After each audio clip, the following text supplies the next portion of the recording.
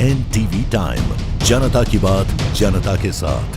Police थाना sector 1 Pithampur को हत्या के प्रकरण में मिली बड़ी सफलता। पुलिस ने हत्या में शामिल 4 आरोपियों को किया गिरफ्तार, एक नाबालिग भी शामिल।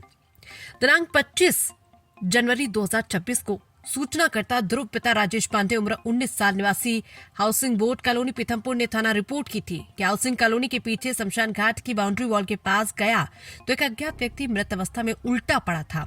रिपोर्ट पर से थाना पीथमपुर पर मर्ग 8/26 का पंजीबद्ध कर जांच में लिया गया। जांच के दौरान उक्त अज्ञात मृतक की पहचान थाना से पीथमपुर के गुम इंसान 10/26 के गुमशुदा ध्रुव पिता जितेंद्र चौहान उम्र 19 साल निवासी छत्रछाया कॉलोनी पीथमपुर की होना पाई गई।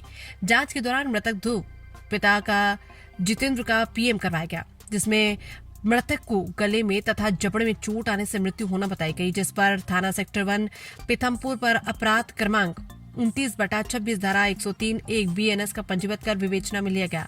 प्रकरण की गंभीरता को दृष्टिगत रखते हुए पुलिस महानिरीक्षक पुलिस अधीक्षक मयंक अवस्थी के निर्देशन एवं अतिरिक्त पुलिस अधीक्षक श्रीमती पारुल वेलापुरकर एवं नगर पुलिस अधीक्षक रवि सोनेर के मार्गदर्शन में थाना प्रभारी OP अहिर के नेतृत्व में विशेष पुलिस टीम गठित की गई।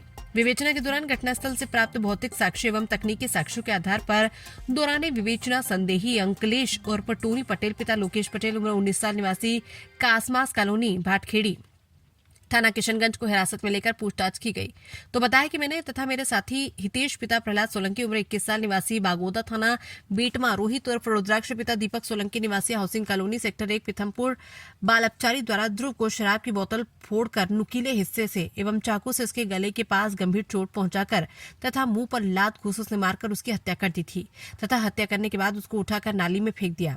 चारों आरोपियों को विधिवत हिरासत में लेकर पूछताछ की, जिन्होंने जुर्म स्वीकार किया तथा आरोपियों की निशानदेही पर हत्या में प्रयुक्त हथियार, आरोपियों के कब्जे से मृतक का मोबाइल तथा मृतक की TVS राइडर मोटरसाइकिल जब्त की गई। मृत्यु का कारण अंकलेश और टोनी की तथा ध्रुव का जनवरी माह में कंपनी में विवाद हो गया था और आपसी में गाली गलौज हुई थी। रंजिश को लेकर अंकलेश ने व उसके तीनों दोस्तों के साथ मिलकर ध्रुव की हत्या कर दी। गिरफ्तार आरोपी को माननीय न्यायालय में पेश कर पुलिस रिमांड लिया गया। उक्त संपूर्ण कार्रवाई में थाना प्रभारी निरीक्षक OP अहिर, उप निरीक्षक चांदनी सिंगार, सहायक उप निरीक्षक KK परिहार, प्रधान आरक्षक 214 विजय सिंह, प्रधान आरक्षक 881 अनिल, आरक्षक 379 विक्की कुशवाहा, साइबर सेल के क्राइम प्रभारी उप निरीक्षक प्रशांत गुज्जाल, प्रधान आरक्षक सर्वेश सोलंकी, प्रधान आरक्षक सूरज तिवारी, आरक्षक प्रशांत चौहान, आरक्षक शुभम शर्मा की महत्वपूर्ण सराहनीय भूमिका रही। उक्त टीम के पुलिस अधीक्षक महोदय द्वारा इनाम की घोषणा भी की गई है। क्या आरोपी गिरफ्तार किए हैं, क्या था? ये दिनांक 25 की बात है। 25 को हाउसिंग बोर्ड के पीछे शमशान गृह है, वहां पे एक व्यक्ति की लाश मिली थी जो 5-7 दिन पुरानी होकर डिकम्पोज बॉडी में हुई थी और जिसको हमने मर्ग कायम करके जिसको जांच में लिया गया।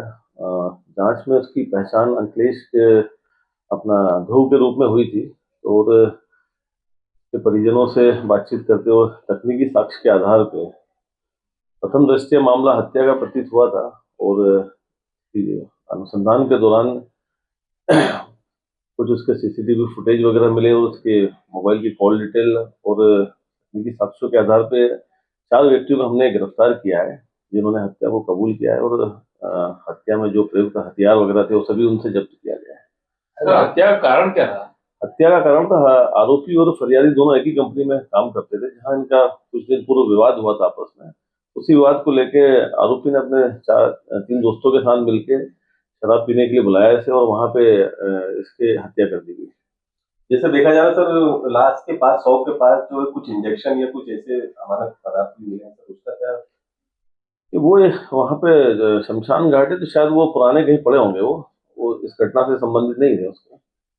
और सर आरोपियों का पूर्व में कोई प्रकरण दर्ज? अभी तक तो आरोपियों को पूरे रिकॉर्ड नहीं प्राप्त हुआ है, अभी लिया गया है, इनसे और पूछताछ की है। सभी आरोपी गिरफ्तार हो गए? हाँ, आरोपी सभी गिरफ्तार हो चुके हैं। OP Ahir TI sector 1।